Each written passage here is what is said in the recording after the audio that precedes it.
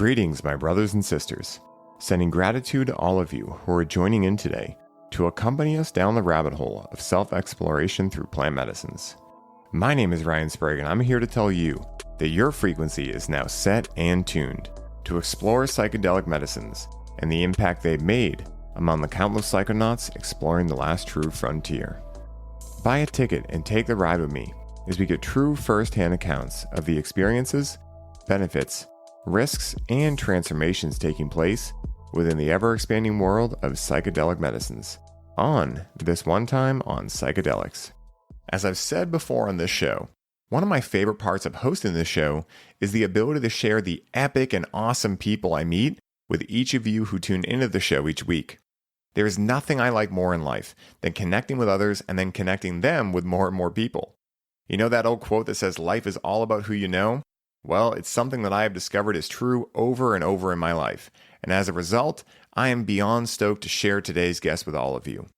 His story begins with psychedelic experiences that altered the trajectory of his life, from dreams of going into the military into dreams that were more in alignment with his soul, including sports and the realm of plant medicine. From being a big player in the world of cannabis for years in California, to falling into debt and bringing himself back from the depths of despair with the help of microdosing psilocybin mushrooms, it's safe to say that any of you who have gone through challenges in your life will leave this episode feeling inspired. His most recent venture, which I am beyond fired up about, is his company Brain Supreme, which utilizes the magic of mushrooms, combined with adaptogens, nootropics, and more, to support anyone in being able to get past the limiting beliefs, stories, and trauma standing in the way of their greatness to become the best version of themselves. And make sure you all check out the show notes for this episode for a discount code you can use to try some out for yourself from his company today. So please help me in welcoming my man Adam Schell to the show. Adam Schell, my man, I am so excited to have you on. You know, as I said in the intro, I first found out about you through my buddy Mark, who's a mutual friend of ours, Mark Steves, My Family Thinks I'm Crazy podcast. And, you know, when he sent over your bio and everything, I was like, dude, how have I not heard of this guy? You know, we were just joking before we started. We're so similar in what we love, you know, psychedelics, cannabis, exercise. Of course, you have a lot of football experience. You are heavy in sports, all this kind of stuff. But before we dive into your whole journey, I want to give some context of how this all started, man. How did you first get interested in the realm of psychedelic medicines? Because with everything you've been into in your life, you don't look like the poster child for psychedelics, right? Like, you know, you look like the poster child for, you know, peak performance, health optimization, all of these types of things. And obviously, I know psychedelics interplay into those realms. But how did this all start for you, man? Were you someone that was always interested in psychedelics? Did it come later on in life? Tell me everything, man. I want to know. Well, first off, thanks for the nice intro. I'm very excited to be here. I've done a deep dive since I knew we were going to do the podcast, and I really enjoy your work. That's a great starting question. Okay, so, you know, my dad was a 70s cocaine user, and the marriage came apart. And so I wasn't like a hardcore 80s kid, like anti-drug, but I just didn't really have a place in it. And I was very into athletics.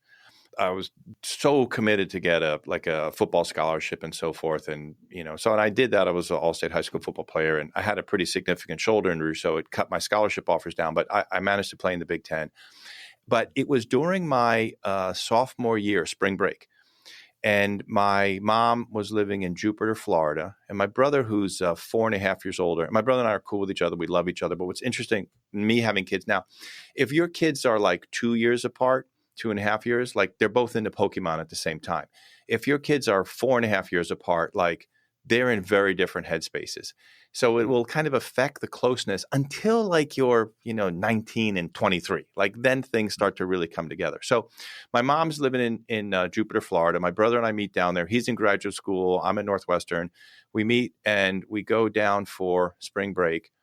We stay with my mom, and then we take a road trip down to Key West, Florida. Now, this is Key West, Florida in 1990. I haven't been there since, but it was like still funky, and this kind of had this voodoo charm and magic to it, you know, like old New Orleans and African aspects of culture to it and Caribbean culture. It was just wild. And this whole, you know, it's the very bottom of America, so there's a real dropout. And he's like, hey, I got this bag of mushrooms. And I'm like, fucking great. So we didn't know anything. So we go to this cafe, and I know now it's probably like 10 grams that he has. Okay. And we drop him in some chamomile tea and we smash him up in there. And we add some lemon and we add some honey. We don't know anything. We split the tea and we drink the tea. And then we rent these cruiser bikes. And I just remember first also being a big guy and a football player. I can remember my joints. And I'm like, oh God, like riding this bike, man, my joints felt so good. And I just felt so delicious. And I was 19. And like, you don't have that much baggage and psychological trauma, at least thankfully, like I did. And so, some divorce and some other shit, but like not like heavy duty trauma. So the mushrooms were like joy, like unbelievable joy, and a connection with my brother. Like we still have never kind of matched that. It was amazing. But here's the clincher. I was highly recruited by all the military universities, and I had a shoulder industry, and I wasn't really into that, but I might have considered like West Point, I was recruited by all of them, but I got canceled because of the shoulder injury. So I was like a little bit oriented in that way, like special forces kind of thinking, that type of guy at 19. And my brother, we go to this beach and we roll up, and it's in Key West, Florida, and it's these kind of sparse southern palms. They're spread out, and it's a rocky beach. I'm holding these two cruiser bikes. My brother runs into the bathroom, and then out of nowhere pops this homeless guy. He was sweet. He was completely disheveled, but he had a real sweetness to him. And we just start chatting. And he's like, I live outside. I have to live outside ever since Vietnam. And he starts to share with me his Vietnam experience. So I'm 19. He's 38. He's sharing with me experiences from when he was 19. And I'm in this completely altered state. And he was a prisoner of war, and he was captured. And for 6 months, he was kept in a pen up to his neck in mud and splayed out. And he's the only one in his group that survived the tortures that he went through. And ever since then, he has to live outside, and he starts to share with me. And in this altered state that I was in, like first off, my union with him and this unbelievable empathic connection, I've never experienced anything like that. But in this altered state, it dawned on me that like, oh my God, he's 38 years old. This happened to him when he was 19. Like he's twice my age, and he had an experience at 19 that he's never recovered from. So I'm like, holy shit, like, our psychology is fragile. And I had never experienced like intimacy, connection, a story, the ramifications of the actions of our lives. I had never experienced life with the depth of that clarity and intensity, and it completely changed me. And I had a few psychedelic experiences since then, but like I never forgot that experience, that experience changed my life and the way I look at war and the way I look at violence and the way I look at collateral damage. Like it shifted me forever. And I went from this guy who like, honestly, if I'd been healthy and like I could have gone to the Naval Academy, like I probably would have gone that route and tried to be like special forces, and who knows what would have happened. But like it was over. Like I don't want to be involved in that at all. I don't want to kill somebody. I don't want to be involved and see people get killed. Like it changed my psychology immediately. And I've thought on a deeper level ever since that experience, and I never forgot about it. So I'm in the cannabis industry. I'm doing quite well. I run a distribution company. Basically, I drive from LA to Northern California 3 times a month with a van full, with a couple Sprinter vans and a couple guys. And, we had anywhere from like $500,000 to $1.5 million in cash. And we'd load the vans with cannabis and trim, and we'd drive it down and drop it at our distribution hubs. And then we'd kind of, take a few days off and gear up and do it again. But cannabis for me has always been, I just don't do, I appreciate it as medicine. When I taught yoga, I would use it with clients and cancer and different kind of healing modalities. Topically, I was always like, blending it in with olive oil and doing stuff like that. But like smoking it, I get a little, like in my own head, too self-conscious and what I call mired in the subtext. So I'm very judicious and careful with cannabis. But psychedelics, I had this great experience with. I had a few other great experiences. So when I was really cash positive, there was a guy living in my neighborhood. Our kids were friends. He's a Russian dude. We'd meet in the sauna at this little community. We're the only two that ever use a sauna. So that's hilarious. So we developed this like relationship, and it turns out he had a little closet grow, and then we started talking psychedelics and mushrooms. And it turns out he's Russian, and his family's had a cabin in the woods for 4 generations. They've been collecting and foraging mushrooms. And so I said, hey, if I fund you out a little bit, can you grow some psychedelics? And like, dude, he took to it like his ancestors were like, you're home. And within a couple months, he was an extraordinary mushroom grower. And then I really started to think about this notion of like this is like, can we approach microdosing and psilocybin as supplementation, as like the ultimate form of supplementation? And that was really the genesis of Brain Supreme and my whole story of how I first got open to psychedelics, what they can kind of do to alter your psychology, provide some depth, provide some healings, and then looking at it from the standpoint of supplementation, which is where we're really at with Brain Supreme. Wow, dude, such an amazing story, Adam. And thank you for sharing that with me and the listeners, because, it's one of the things that I love most about doing any podcast, especially this show, is hearing how people got into psychedelics, because one of the things I'm really big in these days is the idea of decentralization, crypto, all that kind of stuff. And I really think for those of us that are psychedelic pioneers that have found our way into it, because they've been illegal this whole time, we've really been practicing decentralization when we connect with psychedelics, right? We're taking our own physical, emotional, mental, and spiritual health in our own hands. And we're, doing so to figure things out, right? To start to, get into this never ending quest of why are we here? Who are we? Where do we come from? All of these types of things. And, I know for me that my first psilocybin experience shifted my life profoundly, and it was only a gram of mushrooms, right? So it's not even that much or anything like that. But after that, I started messing around with psychedelics quite a bit. And when my dad got sick, I actually was dosing psychedelics very frequently with him in the house when he was sick with cancer.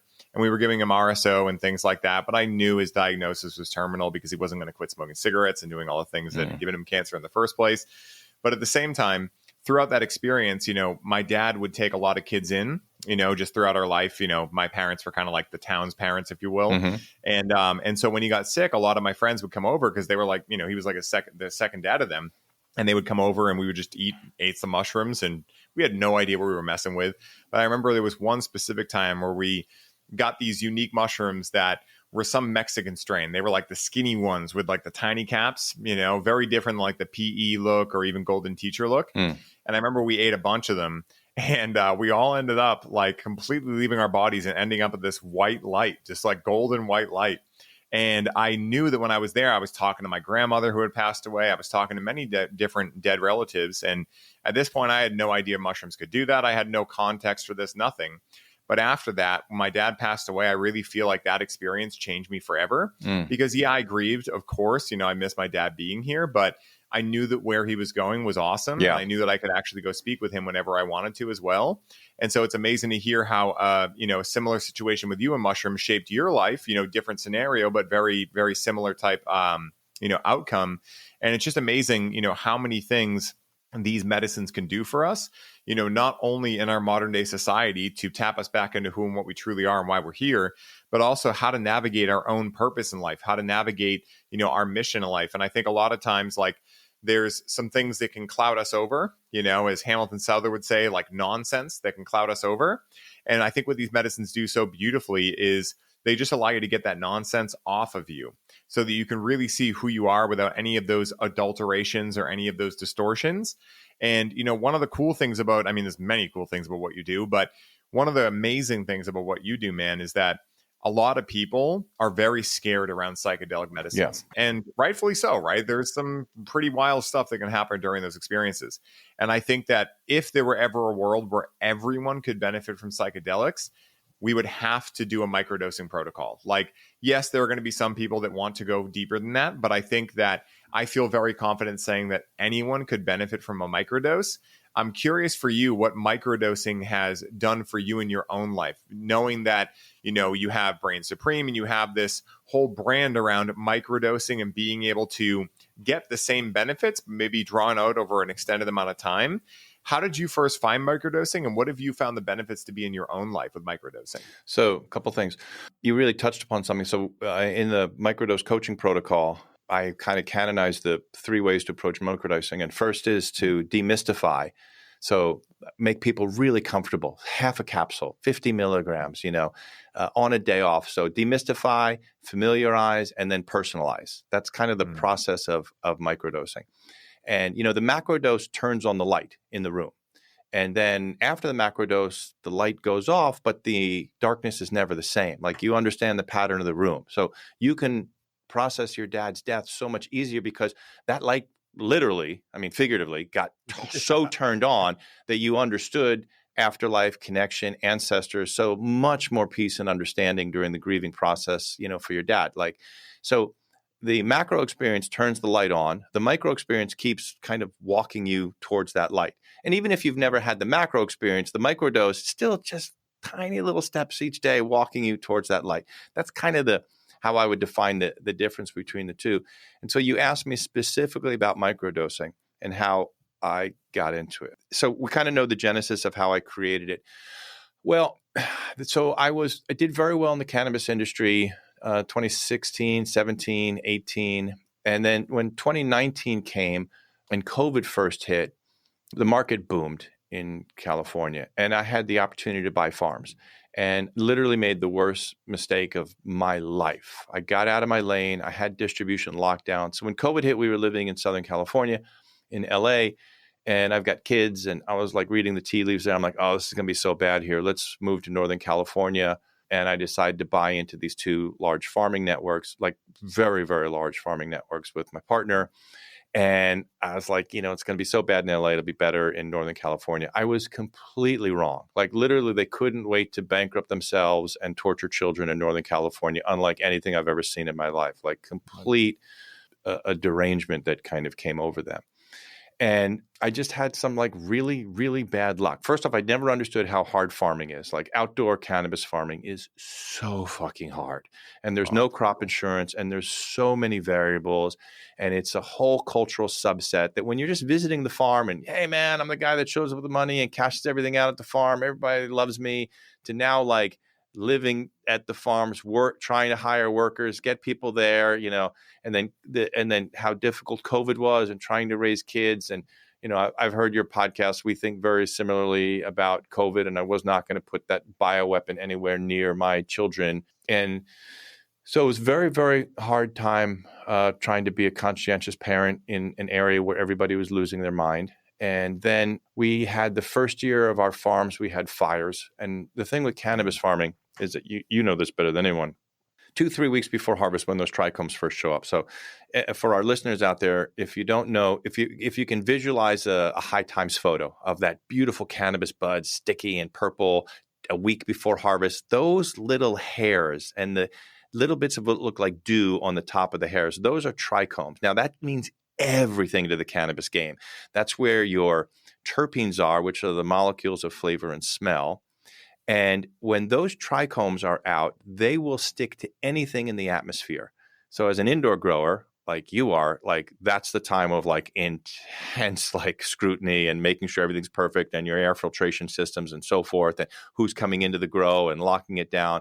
And as an outdoor and hoop house and depth grower, like you're more the whims of the environment. You can't control them. I mean, you can have some greenhouses, but if there's a fire nearby and smoke blows into your greenhouse or smoke comes into your hoop house, you're done. Your product's going to smell like smoke in a highly competitive environment. So literally the first year, I think we lost about 50,000 pounds of smoke damage. Like everything we grew, and you still have hope. So you still grow it, you harvest it, you dry it, you trim it, you spend the money, you pay the taxes on it, and then you can't sell it. So it's like, oh, fuck. So it was a lot of good money after bad. There's no crop insurance in cannabis. So I had to put a lot of good money after bad to keep everything afloat. And then the next year, the market is starting to deteriorate. And so as we're coming into the 2020, 2021, harvest and selling season, we start to hear the big players in the game like, oh, it's going to be $500 a pound. And you hear that and it's like, oh my God, it costs you $400 to grow it, trim it, and pay the taxes on it. Like that's terrifying. And then we get the day before harvest, Northern California experiences what's called an inverted atmospheric river. So there was more water in the sky than in the Mississippi River. So we had 13 inches of rain over 11 days from the day before harvest to every day through harvest. And we kept pushing through because what if, but should have just cut my losses. And literally every single pound molded out. So I was 50 years old and ruined. Like I had worked so hard to build up my companies and my business. And in 2 years, like I had lost everything, and not just like everything, like way negative, like scary negative. I can't pay my workers. I can't pay the farm crews, anybody who invested with us, like it's all gone. And the thing about it is that, people don't understand, like just because you roll up to the farm in a nice car doesn't mean you can afford that car anymore. Yeah, dude, it's a real thing. And, everything was gone, and I was 200, and I couldn't hustle my way out of it because now, like, it used to go up to Northern California, somewhere between $750 to $1,200 for an outdoor or a light dep pound. You can come back into LA and you put 2 or 3 points. A point is $100, and if you come down with 500, 600, 700 pounds and you're making $200-$300 a pound, like that's a great living for a lot of people. And if you're doing that 3 times a month. So historically, if you had a bad harvest season, you could go back into distribution, you could hustle your way out of it. But now, it got worse than $500 a pound. It went down to $300-$400 a pound. Everybody's just selling at a loss. So there's no money in the distribution game. And then COVID was just so fucking insane in Northern California. It was terrible. So I was 263 pounds. I was completely depressed. I had gone from funding out the origins of Brain Supreme quite easily, paying my partner to grow and develop, to now like we're desperate. I've got no funds to do that. And we had just pushed the idea of moving beyond the Stamets stack, which is you combine psilocybin with some niacin and some lion's mane, to really approaching this as like the ultimate nootropic. And we had just developed our flagship formula of Genius. There we go. Mm-hmm. And I was driving Northern California in the distro van, and whenever we develop a new formula, I would take 2 weeks off to really flush. And I had just taken 2 Genius. And I'll never forget, I think I was in the Central Coast more. I was north of San Luis Obispo, and I felt my brain go, thunk, just click into this higher operational space. And I wasn't stoned. I wasn't shroomy. I just felt like it was almost as if you're an athlete and you've never had water with minerals and electrolytes, and you've always pushed through the achiness. And all of a sudden you're like, oh God, like you drink real good water with filtered with electrolytes and minerals. And you're like, God, my muscles feel great. I felt my brain go to this whole new operational level. And I was like, oh, there's really something to this. Like this is a middle-age hack if I've ever seen one. Mm-hmm. So we developed Genius, and then we really started to explore this idea of, can we take 100 milligrams, 150 different levels? Can we combine it with herbs, amino acids, nootropics, other nutrients, and really kind of create these curated lines? And yeah, it works. So that was really the genesis. And when we developed Genius, I really knew we were on something that this is the ultimate form of nootropics and the ultimate form of supplementation. So that's the whole genesis. And I was so depressed. I'm not really inclined to addiction or abuse or anything like that, but I was 263 pounds. My life was in tatters. I had to get the family out of Northern California. I had lost everything. I went from, there's 2 ways you could be an asshole in life, like by commission or by omission. Like you can be a bad person out to screw people, or sometimes in life, so many things can go wrong that by commission, you can seem like the worst fucking person anybody's ever met in their lives. And like that had happened to me. And that hit me really, really heavy. Like, I wasn't smart enough in business. I was first a football player, and then I was a filmmaker, and then I got into yoga teaching to rehabilitate my injuries, and I kind of like oddly became this celebrity yoga teacher, because like all the things that made me an average college linebacker, I was slow, weak, Jewish, funny, but very flexible, made me like, when I moved to LA and got into yoga, like, holy fucking shit, man. Like you can do the splits, and like, can you teach me yoga? So I was like, yeah, sure. So my game in cannabis rose very quickly, because like basically like honest and transparent and competent was the new extraordinary in the cannabis game. Like if you showed up and you were honest and you did your best and you hustled, people would like throw you work. So you can elevate very, very quickly. But my fall was like just that bad. And really it was the development of the Brain Supreme Genius that completely pulled me through. I was operating on 4 hours sleep a night. I was waking up with terrors and sweats, and I was able to compartmentalize the stress, manage the stress, keep enough energy and mental focus to recreate my life, move, start a new business, and really, manage to get everything back on track again. And I don't know if I would have been able to do it if we didn't develop Brain Supreme. Wow. Dude, what an incredible hero's journey, bro. And it's so funny, man. We lived a very similar life for years. I remember that time in the industry. I got into the professional industry, like the actual industry, not just, my own stuff that I was doing in 2016. And that was like the golden age of the industry out here in Boston too. I mean, it was like, and by golden age, I don't mean that, it was really, it depends on what side of the golden age you're looking at. But in terms of like the ability to have a business, the ability to really crush high prices. Like that was like the golden era. Yeah. And then right around 2019 is when I made my exit and I got into coaching and brought back all my psychological stuff that I had done in school and whatnot. Perfect timing, by the way. Exquisite timing. I know. Great spirit led me there, man. It was so funny too. I don't think I've ever told this part of the story on the podcast before, but I imagine people are curious. So I'll share it with you because I feel like it's relevant to what we're talking about.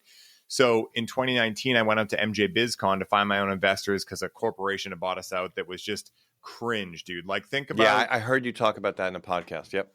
Yeah, like think about like the cringiest of cringy corporate cringe, and that's what took us over. And also, just for the audience to know, to validate your point, like the amount of like stoners, incompetents, idiots, scumbags in the cannabis industry is, it's quite extraordinary. It's insane. What Ryan's talking about, this kind of failed Wall Street type, that started sliding in 2017, 2018, 2019, they were the worst. They were the worst because like the scummy guy would take one of your samples for $1,000 and not return it. The Wall Street type would like steal 700,000 from all his investors. Like it's a whole different fucking level of scumbagginess. So I know exactly what you were talking about. And I heard that podcast and I related to it entirely, but please go on. And one of the cringy parts about it is too, is that like, the typical scummy person, like at least they're a cannabis user, at least they're kind of similar. Like we could understand who they are, right? Like, and like you said, they're taking very small amounts and it's kind of what you expect in the industry. I think a lot of us that got into cannabis and into psychedelics and whatnot, we got into it because we wanted to get away from the corporate side of life. Yeah. We wanted to get away from the khakis and the fucking ties and all that kind of shit. And when they come into the industry, it's just like they have no place there. They look awkward there. It's weird. And they take you for like $700,000, right? Yeah. So it's just like the ultimate epitome of Chad and Brad's, basically, And the people that took us over, they were coming in and taking out our kitchen. We had got on one of those big shows for our medicated bar pizzas. We were doing some fun stuff out there. Small dispensary, but doing cool shit. They came in, took everything out, whatever. So at the time I played the victim about it. I was like, why are they doing this? Blah, blah, blah. But it fucking motivated me enough to get off my ass and go out there and start something on my own. And then in 2020, the pandemic hit. Yeah. And what happened was they had been trying to get me to start working weekends. I had been there for 4 years. I had always worked Monday through Friday. That was my thing. And they were trying to get me to work weekends. And I didn't know how I was going to get around this, but I'm a loophole guy, right? Anyone who's been in the industry long enough, we have to find loopholes. So I just kept pushing them off. I'm like, yeah, in a couple months, I'll be able to do it. Oh, thank you guys so much for giving me some grace. And then all of a sudden, middle of February hits. And I remember the HR director walks up to me and she's like, hey, I know you take care of your mom a lot, because that's accurate. I do. My mom's disabled. And she's like, you should really think about going off on unemployment. Like they're doing this big thing right now and I don't want to get your mom sick. Now, I didn't believe in the shit anyway, but I was like, I see an opening here. So I was able to file unemployment and make more money than I had ever made working at the job and start my whole business and travel and do all my certs and everything from that. Oh, wow. And that's actually what happened, And so now I look back at it and I'm like, thank fucking God that company took us over, because if it hadn't been the ultimate epitome of everything I was against, it wouldn't have motivated me enough to get up and do something about it. And so I actually am very grateful for them in a weird paradoxical way, because it's just so funny how that stuff happens, man. But yeah, it's a really funny thing how our stories collide in that way. Life never makes sense when you're in the midst of it. It's only like when it gets in the rearview mirror, it'll be like, oh, yeah, okay. It's really, it's always 2020. Yeah. So funny, man. But yeah, it's amazing, man. Like, how you were able to take that metaphorical mess that had become your life and create more mission out of it. And that's one of my favorite quotes in anything I've ever heard is make your mess your mission, or your mess can become your mission, because otherwise it's just a mess, right? And like you could have just stopped there and filed bankruptcy and just, done whatever after that and given up. But would that have allowed you to feel safe in yourself? Would that have allowed your kids to look up to you? All those kind of things that I imagine were on your mind when you were going through that. And, even though when we're in it, it feels like an ice bath that will never end, in those moments when we're able to pull together and create that mission out of that mess, it's really the best feeling ever when we start to see the other side of it, because it really shows us what we're made of and who and what we truly are. And I love that part of it. And I'm curious for you, just because, like, as a business owner too, that's gone through, my fair share of weird things. I'm always curious to hear, like, when you created Genius, what was like the first time, besides what you told me, like you knew you had gotten it when you tried it, but what was the first like positive reinforcement from the external world that like, oh, things are going to be okay? And what was that process like? Because I imagine people listening may be going through something same, but different to what you're going through. Maybe right now they're starting to try a business and it's not working and they're starting to feel frustrated. And I really love these stories because there's something that any business owner knows who's been in business long enough. You're going to face challenges. It's inevitable, but how you persevere through them is the thing that is not constant, right? It's the thing that you get to continue to redevelop and reinvent. So I'm curious for you, man, like, after you got that hit, like, whoa, we got something here. What happened after that? I'm really curious. Great question. And it triggered me to the perfect anecdote. So we hadn't launched the brand yet. We were beta testing. It was actually being called bulldozing at the time. I was just handing out jars. And my realtor, where we had moved to, I gave her a jar. And she's like, oh, I really like this. This is great. And then she told her sister in Arizona, and she sent some to her sister. And the sister was like, oh, this is really good. But these are like mom's, mom stress. Mm-hmm. She gives a sample to one of her neighbors. And then this woman calls me and says, hey, my neighbor wants to talk to you. And I said, yeah, sure. And so this guy calls me up and he's like, hey, I think his name was Chris. And he's like, I'm a combat veteran. I did 2 tours, Fallujah and then Afghanistan. I saw a lot of heavy shit. I have 2 children. They're both vaccine injured. My wife's a vet. Like, we're barely keeping it together. I have PTSD, major depressive disorder. I think of suicide every day. The stress of having 2 vaccine injured kids on top of COVID and what's going on, like, I'm barely together. He goes, I took 2 of your capsules, and for that remaining 36 hours, I didn't think of killing myself for the first time ever in 36 hours. Can you send me 900 of them? So... and I had an ongoing relationship. We hooked him up with a huge order, just bulk, and in capsules and so forth. And that was the first time I realized that, psilocybin, it has this, like, this, pardon the pun, but it has this magical quality to kind of meet you at the level of your needs. It doesn't always give you what you want, but so often it gives you what you need. So if you're the Aubrey Marcus crowd, kind of like a guy like you, highly effective, highly optimized, you get a lot of shit done, you're going to get the 5 or 10% bump in your life in energy, focus, libido, sleep, whatever it might be. But when I have my vets, my PTSD, people who are really struggling with trauma, they'll often tell me they're 50, 60, 70% better. I've heard stories of many vets, particularly, they tell me that they stop having night terrors. I've had a couple vets who will 3 or 4 times a year, they'll attack their wife in their sleep because the night terrors are so intense, and those have gone away. Suicide ideation, the major depressive disorder, the anxieties, like, I often hear from that sect, I often hear miraculous stories of how much microdosing, and I don't know whether it's just microdosing or whether I like to believe, as every brand owner does, that we've got a little secret sauce. But I have heard in my 6 years of developing Brain Supreme some real miraculous stories, especially from the veteran community. Wow. That is amazing, man. And dude, I'll be right there with you. I've heard so many amazing things. I mean, when I worked at the dispensary, I was one of the only people there that was into a lot of other psychedelics as well. And so, over time, a lot of the clientele that would come in, because at that point we were only medical.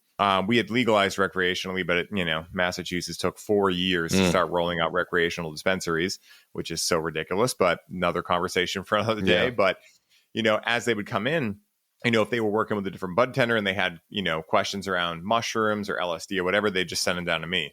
They're like, I'll go talk to Ryan. He'll help you out. And so I would hear these miraculous stories, especially from veterans, like very similar things to exactly what you were saying, and I have personal friends that have gone to combat, come back, been extremely traumatized, to the point where they can't sleep, alcoholics, any which way, you can think about it, where there's obviously something very challenging going on. And through psilocybin, through cannabis, through other medicines, MDMA is another one as well, they're just almost completely better. Sometimes I've actually had 2 or 3 instances where someone has talked about going into a plant medicine experience, could be psilocybin, could be ayahuasca, could be any of these things, and coming out like they never had PTSD. Yeah. Which like is fucking wild if you think about it. Like think about you're living with this thing that is constantly on your mind for 10, 20 years or plus.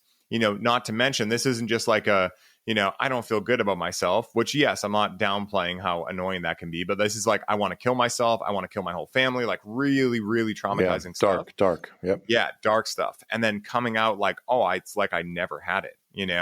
I mean, that is like absolutely miraculous. And for me, one of the things I love most about this is, and I know you'll resonate with this, and I know my listeners will too, when we think about the pandemic, when we think about, healthcare in the US and many other parts of the world too, it's obvious we're being led astray.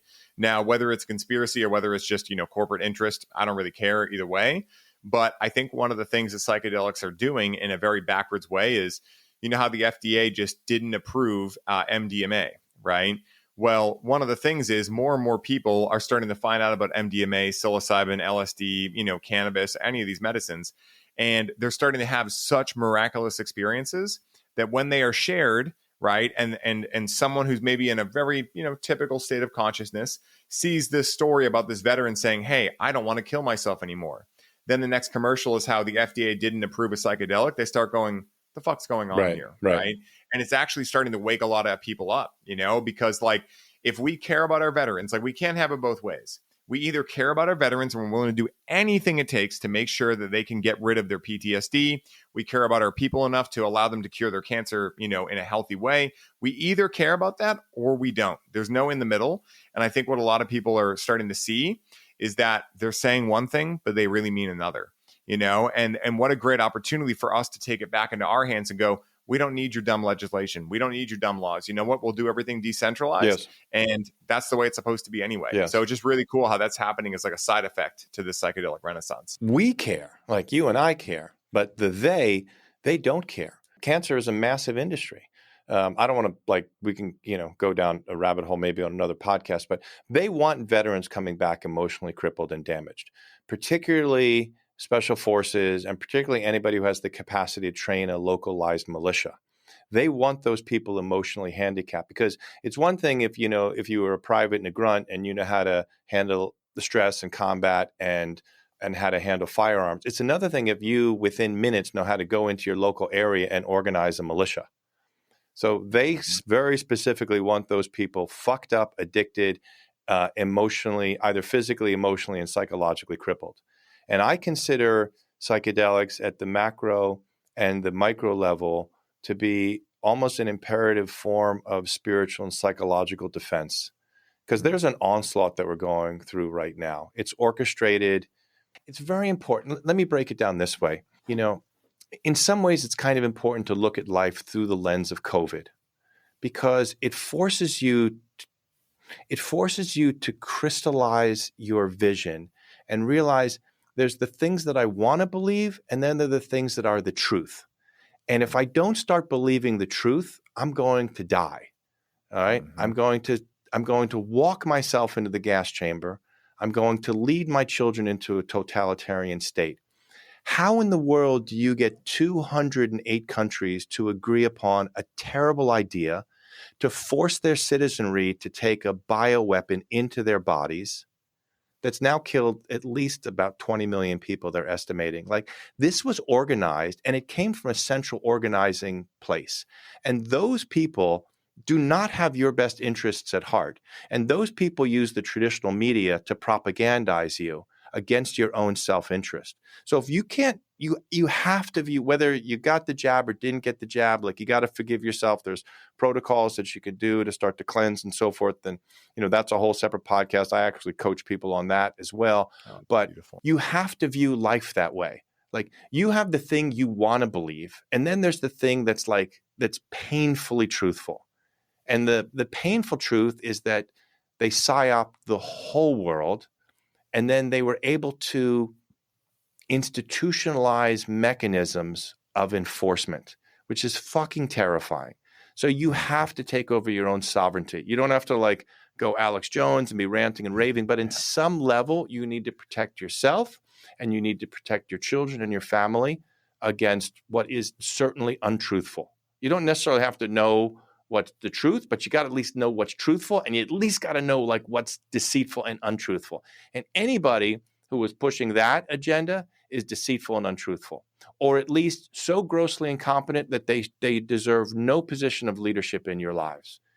If you have a religious leader, a business leader, a governmental leader, any type of administrative leader who got COVID glaringly wrong, I'm not saying don't deal with that person again, but put that person in a little box, compartmentalize it, and don't let them have much influence or effect on your life. Because this was the litmus test of intelligence and spiritual truth for our generation. And if somebody missed that, don't follow them. Don't follow them. And for me, you asked me before what the long-term benefits are of microdosing. And so for me, it's this ability. Look, I'm like a white liberal dude from New York City originally, I'm a Jewish guy from New York City. I saw my first guy's kiss in 1979. You know what I'm saying? Like all this, like I want to believe a certain way. I was raised by Democrats and so forth. Like I want to believe a certain way, but like when I'm seeing who pushed this, who's going along with it, who wants to sign the World Health Organization pandemic treaty so that we lose all citizens' rights, states' rights, federal rights can be superseded by a global pandemic treaty. And I see like it's the Democrats pushing it even more. I don't want to get too political because both parties kind of totally suck. Usually the way our government works is one sucks more than the other, okay? But they both suck. And I'm kind of in the nether regions. But like you got to be honest. I'm like, this is not good. Like I don't care about the thing that I previously believed, but I believe in medical personal freedoms. I believe in states' rights and federal rights. And some organization in Davos, Switzerland, is going to supersede my ability to decide what's best for me and my children. Like, fuck you. Hell no. Yeah. And so for me, like microdosing in some way, it fortifies you with mechanisms and emotional openness to perceive what's most truthful, and also to increase your long-term empathic ability. So for me, this is the greatest testament of what long-term microdosing has been. I'm sure many of your listeners had seen before Paul Stamets sold his soul to the pharma devil, which is a whole other conversation. Oh God, it's so ridiculous. It's just blew my fuck. Those first 45 minutes of the last Rogan, it was like he was a Manchurian candidate. It just broke my heart, blew my mind. And fuck that guy. Like you got that wrong. Like the whole body of your work and everything you've done. Like fuck you. You want to make mushroom. Deepak Chopra came out during COVID and said the same thing. Like you got to get the thing. It's like so silly. Well, unfortunately, propaganda really works. And literally, like you probably know this from the weed game on the East Coast. I know from the weed game on the West Coast. Like aging hippies are the worst. They're the worst. Dude. Like they all lost their minds. They turned off their frontal lobe, and the Trump derangement syndrome got so played on them that they can't make an autonomous or independent decision. It's just like totally shocking. But here's the thing. So in the movie Fantastic Phone Guy, there's a lot of talk about the mycelial networks, which are the root fibers of the mushrooms that interconnect the forest, and how those mycelial networks will relay information about the trees. Oh, this tree could use a salmon belly over here, and this tree needs this nutrient, and this tree is under threat from this insect, and release these chemicals. And it's this, they release these waves. And what I found, what I call the etheric mycelial network, like over my time of microdosing, there's like root fibers that go out. So like, Ryan, I know right now that my heart and my head are so connected to talking to you. And it's like, oh, now I'm going to give and now I'm going to receive. But like there's a network, and my ability to relate, connect to people, to listen to them with like real meaning, and then to relay information that's pertinent, meaningful, like it just jumped to a whole other level. I also know when those root fibers are hitting a wall and just go to another tree. You know what I'm saying? Like it's not going to work. And so for me, like that's been the most fascinating long-term benefit of 6 years of microdosing, is this kind of what I call the increase of the etheric mycelial network that connects me to other human beings and nature. But particularly I notice it profoundly with other human beings. Wow, dude, I love that. And what an epic, statement there with regards to everything you were talking about, because one thing that I've noticed, and I've said this on many podcasts, but for those that are listening, it begs repeating, and that's why I'm going to do it. The one thing that does not lie in a world full of fake Lambos and all the other stuff that's on social media and whatnot are results. Mm-hmm. The results someone is getting speak volumes for what they're actually trying to tell you. Like, when you're a coach, so you'll get this because I'm sure you've been hard sold before. Well, I was just talking to a client the other day who I hadn't talked to in quite a while, kind of like a spot treatment here and there when he needs it. And he was talking about, he's going through a relationship challenge. He's like, I don't know, I should have hit you up. I ended up like talking to this guy and he hard sold me and he wouldn't let me get off the phone. And, I don't know, I just bought it because I didn't know what to do. And I'm like, yeah, how'd you feel after that? He's like, I felt terrible. I'm like, cool. Let's analyze this guy that was trying to sell you. Like, what did he seem like? He's like, well, he was really pushy, all these things. And I'm like, cool. What results was he getting? Did he believe in his things so much that he was like, hey man, if you need to think about it, you need to think about it. It's all good. Like for me, like when I was looking during the pandemic at the people trying to tell me to get a shot and they're eating McDonald's French fries and trying to incentivize me with Krispy Kreme donuts, I'm like, those aren't the results I want. So I wouldn't listen to that. The same way, right? The same way, to make it very literal, if you were still in the weed game and some guy comes up to you and he's like, hey, Adam, I want you to invest $100 million in me. And you're like, dude, I don't even have that. He's like, dude, just trust me. Take out loans, do whatever you got to do. And you're like, all right, well, what have you done before? He's like, well, I've tried 7 businesses. They've all failed. I have like $20 to my name, but just trust me. This one's going to be different. You'd be like, what? Like, I'm not doing that. Why? Because the results don't match the message. Yeah. And that's what a lot of people didn't understand. And I'm not saying it from a judgmental point of view. I have empathy. I have compassion. But what I'm saying is I'm very grateful that my whole life I spent developing myself. Meanwhile, and this is something a lot of people don't know, meanwhile, I had a story going for years, Adam, that I had bad work ethic, that I was lazy, all these things because I didn't want to go get a real job. I didn't want to do these things. I would much rather find like ways to teach guitar lessons and do these things that were different. And I had this whole story that all of this was a bad thing. And then when the pandemic happened, I started realizing, oh, Great Spirit always knew what was right for me. And I was always being led. And there was this ability of me to just never give into those stories too much. Like, yes, they would weigh me down from time to time, but I would never let them weigh me down enough to go get the job because no one I knew that had the regular life, like the cookie cutter life, was getting results that I actually wanted. And it took me years to be able to start undoing that and realizing like, wow, I am very grateful that I spent a lot of time fucking around with a lot of psychedelics and coaching work and psychology work to start to like figure out how to actually really listen to my own intuition.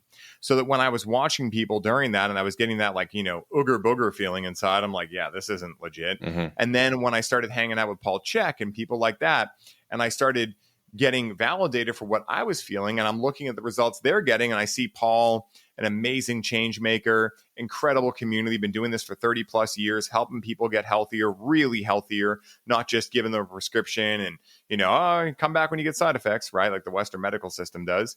It's like when I'm looking at someone like that versus someone like Fauci, right? I'm like, well, I want to be ripped, happy, in love with life, and have a big community around me. And only one of those guys looks like that, And so, again, like this is obviously, I understand psychological warfare is, a little bit more challenging than what I'm making it seem. But at the same time, also financial warfare. I mean, lose your livelihood, lose your job. I mean, a lot of people they didn't want to do it, but they couldn't project in the future that this would be. See, here's the problem. I think until COVID, and COVID changed it, we view life through the lens of our own emotions and morality. And it's almost an exercise in creativity to realize that, like, hey, these people don't think like I think. They don't think like you think. In fact, you can't think like they think. I can't think like they think. So now when I hear something coming down the line about a new war or a new pox that's going to happen, I realize like, oh, I don't think that way.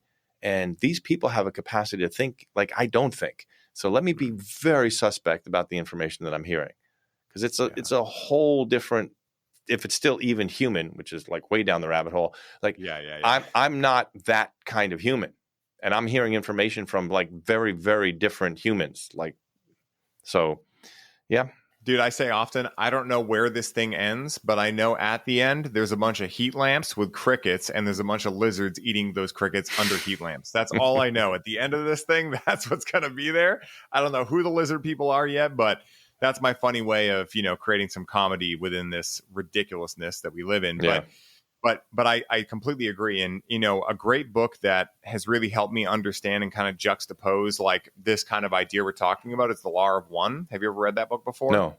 I highly recommend getting the real book of it.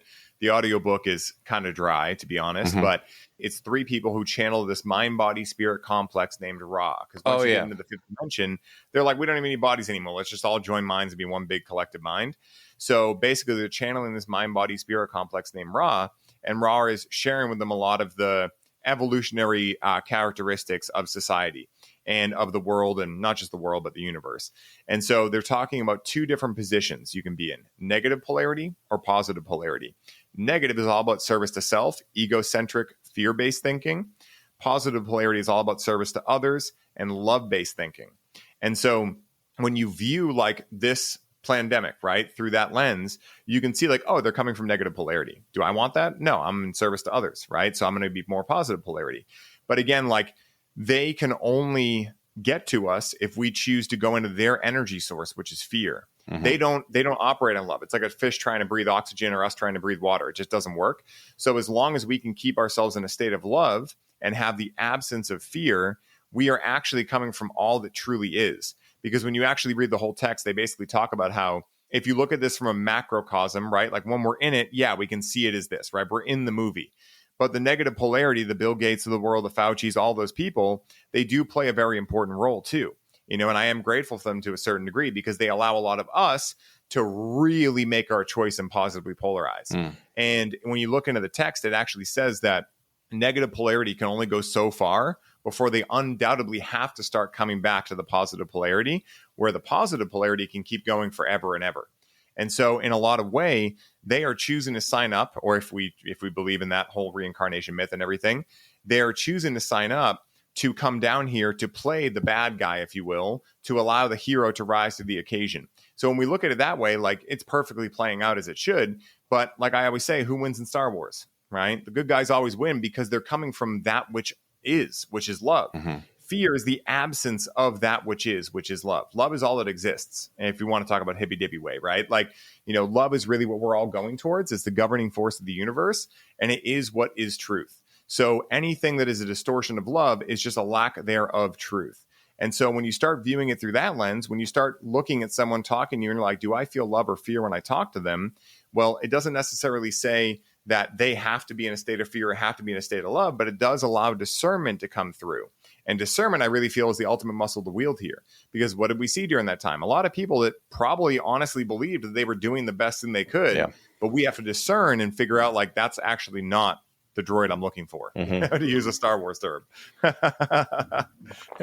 Yeah, for sure. Oh, so funny, man. Well, dude, I'm curious for you, man. Like, as we start to, wind down here, I'm just curious, like, what your vision is of Brain Supreme. Like, if I could wave a magic wand and the impact that you're looking to make with Brain Supreme and with everything you're doing has been made, what does the world look like as a result of being able to engage with Brain Supreme and understand how to utilize this medicine for personal and spiritual growth, for transformation and healing? What's your vision of what the world's going to look like, man? Well, as a company, in order to control the level of quality and, fly under the radar, as everybody kind of understands, I'm going to get to 10,000 monthly or, subscribers, whether it's like we have a 30, 45, and 60-day subscription. And then I think we're going to have to cap it from there. And for me, it's all about how much impact can I make at the localist level.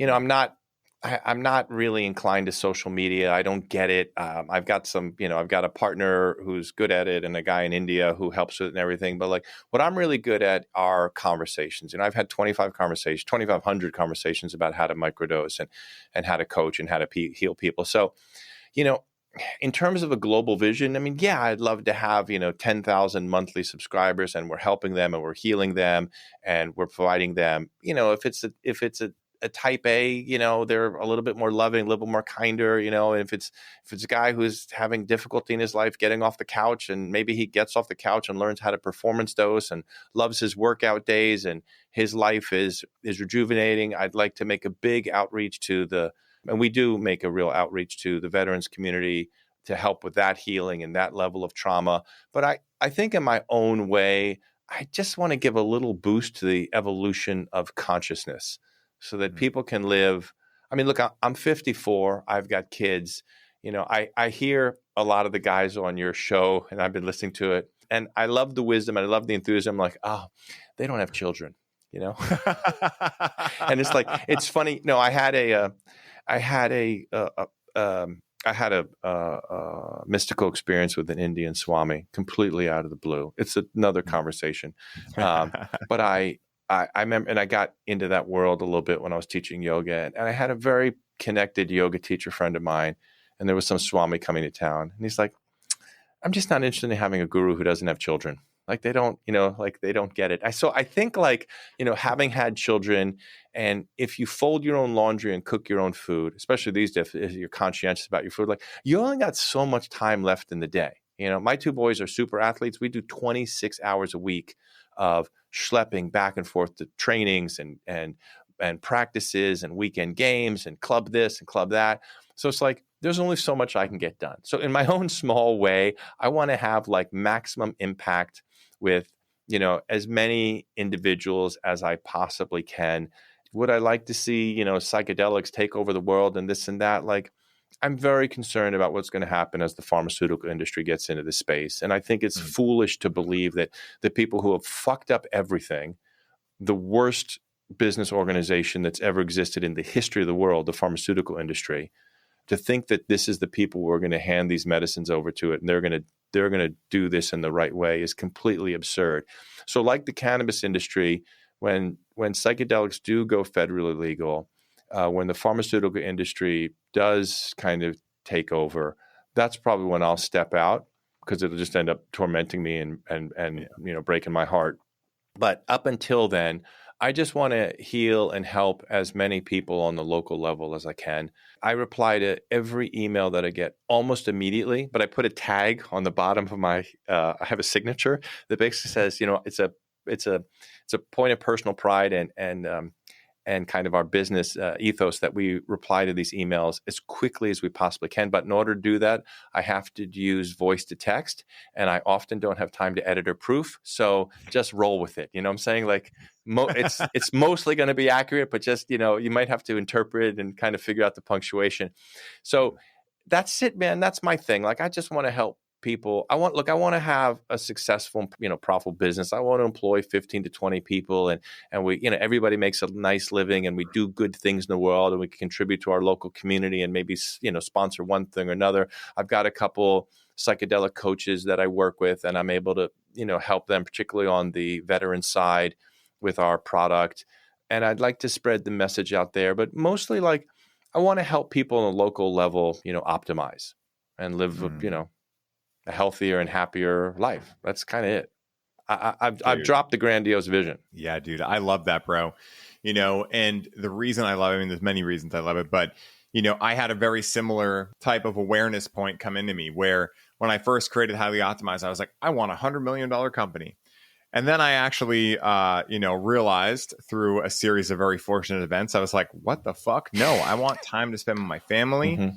I want time to spend with my friends. I want to have time to go, I want to go do that and go do that.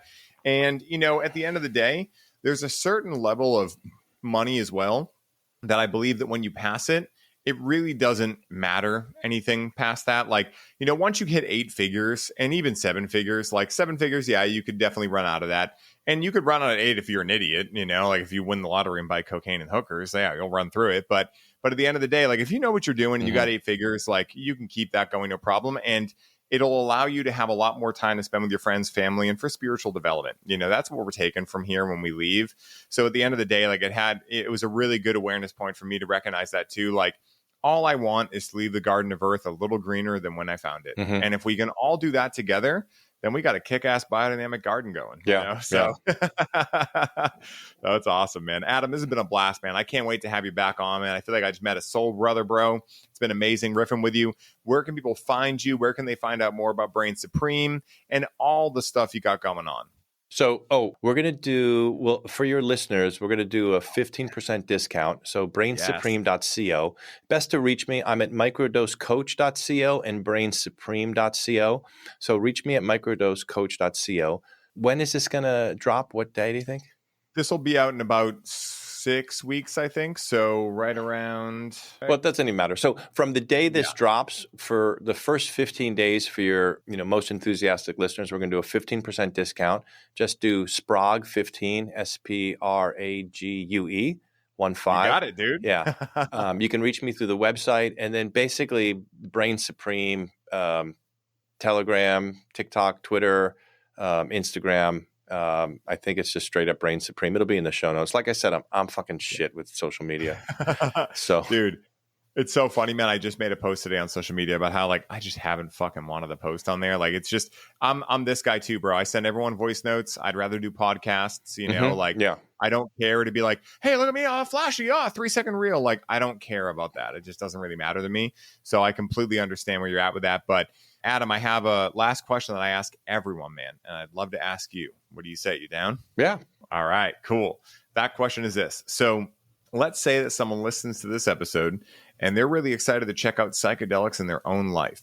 What is the one piece of advice that you would relay to them to allow them to use the proper discernment in choosing whether or not these medicines are right for them at this particular moment in their life? Oh, okay. Well, great question. So look, these things are powerful. And so if you're talking, look, at the microdosing level, it's essentially a supplement. It's a supplement. You're like, oh, wow, it's an expensive supplement that you know what you're paying for. I spend a shit ton of money on going to functional MDs, integrative doctors. I spend a lot on supplements. And it's mostly are they working? I hope they're working. Everybody else got sick. I didn't get so sick. I'm feeling good, blah, blah, blah. But you put a little bit of psilocybin in your supplement. You're like, oh, I know what I'm paying for. So, but at the supplement level, if you limp in, you start with one capsule, 100 milligrams, there's really no negative contraindication, literally none. Okay. Yeah. But if you're going to macro or do the recreational level, you have to be really honest with yourself. If you're a carefree 19-year-old kid and, you take 1.5, 2 grams of a good mushroom penis envy and you go for a walk in the woods and you're just smart about the driving thing and you give yourself 6 hours, you're going to be fine. It's going to probably be delightful and fine. But if you're 45 years old and you got some trauma and there's some sexual abuse and, you think you're just going to lay down and take a macro dose that trip could get very weird for you.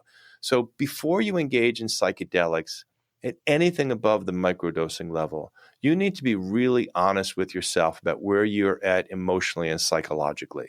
And if you think there's some shit that's going to get unpacked under these, if you have any concern that there's a dark spot you don't want to go to, that's exactly where the psychedelic is going to go. And if you have a coach with you, and I don't coach at the macro level, if you have a psychedelic therapist with you, it could very well and most likely will be the smartest, best, and most healing thing you've ever done in your life. If you're going to try to do this on your own, it might be completely terrifying. Ultimately, it might be good, but just to be really honest with yourself about where you're at emotionally and psychologically in your life before you approach these very powerful medicines. Yeah, 100% agreed. You literally said exactly what I would have said. If you're doing the smaller doses, there's literally zero contraindications at that level. I've never heard of one, even in the research, which is all bastardized anyway. But even in the research, they're saying there's none, but definitely as you get up there, stuff can get weird for sure. Yeah. Oh, Adam, this has been amazing, man. Thank you so much for coming on. Guys, go check out Adam's stuff. I know I get hit up by a lot of you guys asking where you can get microdoses that I trust, that I would actually take myself. And Adam's brand is absolutely amazing. He's who I'm going to be getting my stuff through from this point forward. You've heard a lot of his story. Make sure you go give him a follow and reach out to him. He loves chatting with people. And if you have any questions, he'd be honored to answer them for you. I hope you guys enjoyed the episode. Go give it a 5-star review if you loved it enough. And until next time, everybody, I hope you're having the best day ever. And may the source be with you to infinity and beyond. Peace for now, everybody.